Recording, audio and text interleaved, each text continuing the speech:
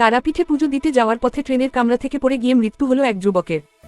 মা তারার চরণে পুজো দিয়ে মনস্কামনা পূরণ করতে চেয়েছিলেন, কিন্তু সেই স্বপ্ন আর পূরণ হলো না।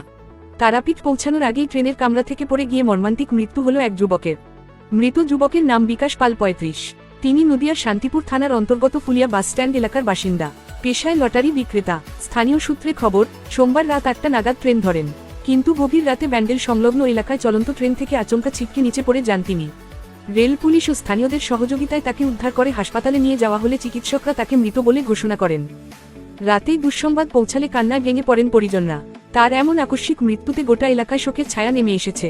পরিবারের পক্ষ থেকে শান্তিপুর থানায় বিষয়টি জানানো হয়েছে।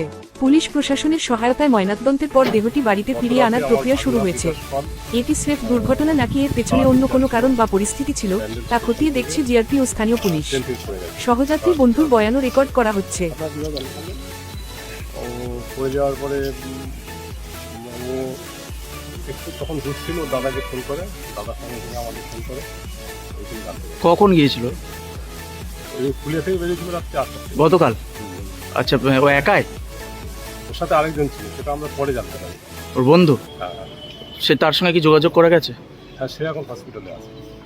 সে আবার হসপিটালে কেন? ওই বডি হসপিটালে আছে, ওখানে আছে। ও ওখানে আছে? কিভাবে পড়লো কিছু জানতে পেরেছেন? ট্রেনে গেট থেকে পড়ে গেছে। ও বলছে গেট থেকে পড়ে গেছে, কীভাবে পড়ে গেল আমিও বুঝতে পারি। মানে কিছু সন্দেহ করছেন? কী করে বলি এখন, মানে আমরা তো খুব খারাপ পজিশনে আছি, কিছু বলতে পারছি না।